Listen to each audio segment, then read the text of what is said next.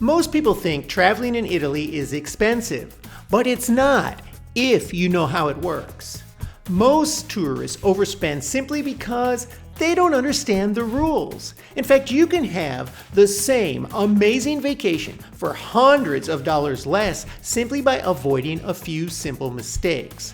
So I'm going to break down for you 11 mistakes that slowly drain your wallet in Italy and how to avoid every single one. I'm Gary with Optimal Travel. Let's get started. One of the things I always do when I go to Italy is I have to order a coffee, or more specifically, an espresso, because that's what a coffee is in Italy. But whether you're ordering an espresso or an American coffee, where you drink it can make a big difference in what it costs you.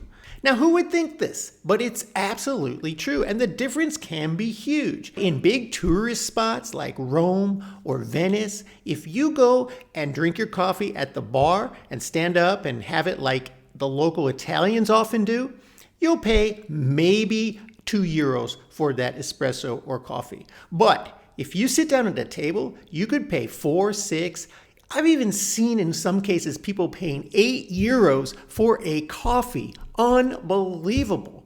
My husband is right about not sitting on a cafe and paying for the full price, unless you order some cannoli with it. If you order the coffee at the bar or you order it takeaway to go, you'll pay much less than sitting down in these tourist hotspots. And you can always find a bench somewhere to enjoy the scenery and enjoy your coffee.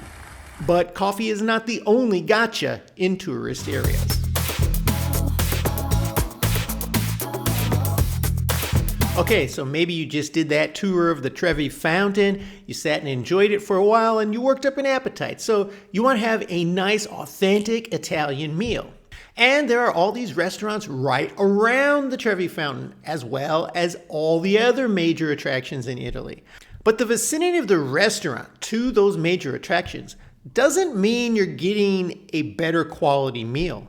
It means you'll be paying a lot more. If you're willing to walk a few more blocks, maybe another 5 minutes away from the attractions, you'll find some real authentic local Italian places. And that's the key. If locals are eating there, the food's probably better and the prices are probably a lot cheaper. This is one reason I always get an eSIM card when I'm traveling in Italy, because I want that internet connection, because I'm going to be researching reviews and menus for all the restaurants nearby when I'm interested in eating. And sometimes I'll plan this out days in advance and see what's around the areas I'm going. And it's always those restaurants that are a few streets away from the attractions that have better prices, better reviews, and end up being great culinary experiences.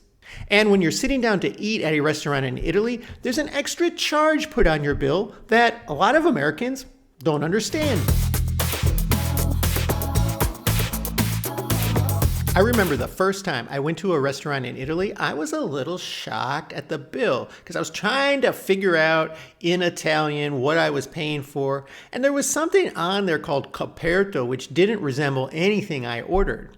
Well, coperto is actually a service charge or a table charge per person for eating at the restaurant. And most restaurants will charge this. Coperto is just another way of saying, you see that bread over there? We already charged for it. But it's part of the tipping culture because Europeans generally don't tip, or if they're gonna tip, they might tip €1 or €2 for the entire meal. So you could have a bill of €50 and you might leave a €2 tip if you had great service.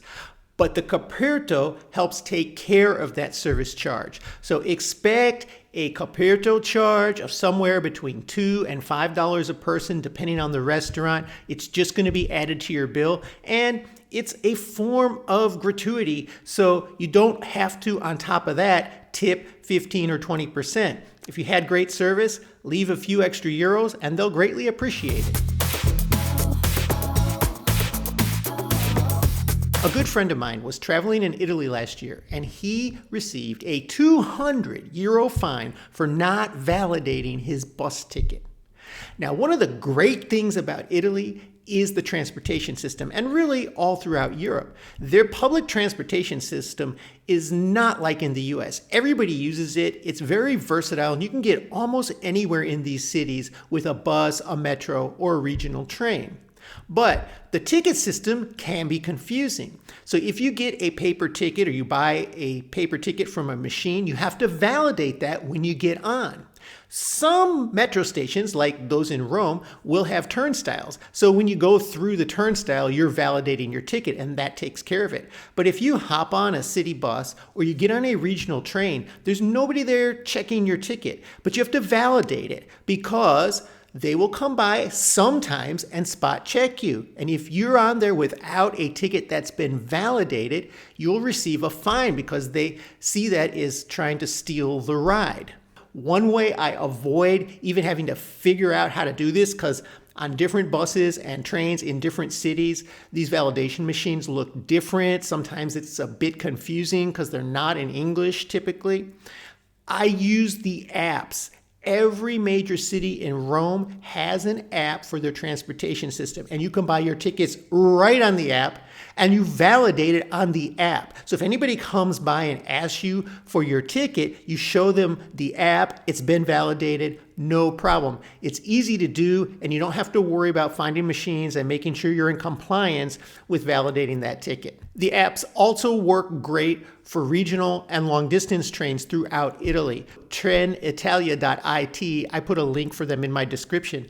They can get you train tickets anywhere throughout Italy, and the tickets are right on your phone. So you never have to worry about validating or anything of that sort. They automatically validate when that train time arrives. But if you use this next form of transportation, a lot of tourists end up getting ripped off. Sometimes after a long day in Italy, or maybe a long flight to Italy, I just want to get to my hotel and take a taxi. And it's a lot easier that way sometimes, although a bit more expensive. But there is a way to do this, and a way where tourists often get ripped off. A lot of tourists report that taxi drivers will change the rate mid-route. They won't turn on the meter, and they'll just randomly give you a price, which is probably a lot more than what it should be. That's the reason why Italians don't usually take taxis. Those are for tourists. And this is why most people use public transportation. But there is a workaround. If you want to take a taxi, use the Uber app. Now in Italy, there really aren't regular Uber drivers. But the Uber app will get you a taxi and bring it to your location just like an Uber driver would come. However, if you get the taxi with the Uber app, your price is locked in ahead of time. They can't change it. You're not paying the taxi driver directly. You're paying through Uber. This is the only way to hail a taxi in Italy, because I've heard of way too many people getting scammed and ripped off. And the minute that they sense you're a tourist, they'll go crazy with that. So if you use the Uber app, you're completely safe, you know what the price is, and it's set. Have you ever been in a taxi anywhere, even in the US, and felt like you were getting ripped off? Let me know in the comments below. Before I ever took my first trip to Italy, a friend of mine told me that he wasted over $400 making this next mistake. This was his first trip to Italy, and he needed to get some euros while he was there. So he went to an ATM and he tried to withdraw 500 euros. He thought that'll probably get him through the whole trip. Well, the ATM machine, of course, was going to charge him a fee, and he kind of expected that. But then when it got to the final screen before giving him his cash, it asked him if he wanted it to convert the euros to dollars for him and charge his bank account in dollars. And he thought, yeah, why not? Because my account is in dollars anyway. That's better for me. He couldn't have been more wrong. Unfortunately, he continued this policy throughout his trip. And when he would go to a store or a restaurant or buy a bottle of wine and pay with his credit card, it was a US-based credit card, so the machine always asked him if he wanted to pay in dollars, and he always said yes. But these machines are not doing you a favor. In fact, they're asking you permission to charge you more. He added up through the course of his trip that he wasted about $400 doing this because the conversion rate that the ATMs and credit card providers use to change euros to dollars is a much higher than market rate. And if you let your bank or your credit card bank do the conversion for you, you'll get a much better exchange rate. Now, for one transaction of 20, 40 euros, it might not be that much. But if you add this up at hotels, at restaurants, getting cash out through an entire trip in Italy, it's really going to cost you. The bottom line here is always pay in the local currency. If you're in Italy, always pay in euros. Let your bank handle the conversion. You will save hundreds. I'm going to get to a mistake that actually cost me hundreds of dollars on my first trip to Italy. But this next mistake was a bit of a culture shock for me. I know now that every time I travel in Italy, I always bring a large tumbler with me and I always fill it up with water and carry it everywhere I go because in many public areas, especially the tourist areas in Italy, there are public water fountains and you can refill that bottle for free all over the place. And I'll even take this into restaurants with me because the one thing in Italy is that there's no free water given at restaurants. They expect you to buy bottled water, and a lot of tourists are buying this everywhere they go because they're not getting it like in America where you can get a glass of water for free at a restaurant, a McDonald's, pretty much anywhere. It's not like that here. Are you really saying water is free in America? What are we doing here? So if you want to save a little money over buying all this extra bottled water, bring a refillable bottle or a tumbler and you'll be able to fill that up all day long and stay hydrated without all the nickel and diming. Now this next mistake is mostly due to bad timing. My wife actually brought this one to my attention because, after all, she is Italian.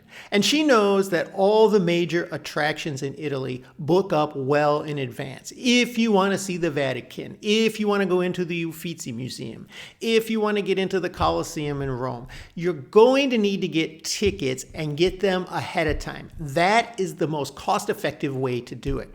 Because a lot of these hotspots, especially in the summertime, will sell out 6 months or more in advance. So as soon as you book that trip to Italy, start looking at tickets for the places you need to gain entry into, because that's the cheapest way you're going to get them.